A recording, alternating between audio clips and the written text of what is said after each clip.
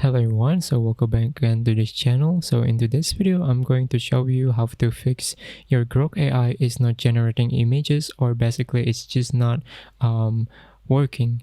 So what you need to understand is that you need to go ahead and have an active X or Premium Plus subscription, and keep in mind you shouldn't be exceeding the 2000 images per 2-hour limit. So if that is you, if none of this have been met, then it should work. And if it is still not working, you might want to check your network setting. The first thing you want to do is simply go ahead and check your Wi-Fi or your cellular, and always ensure that your VPN is always turned off. Don't ever turn on the VPN.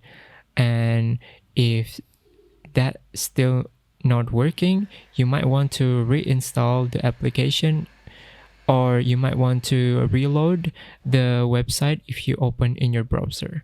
So I think that's all for today's video. Thank you so much. I hope it helps.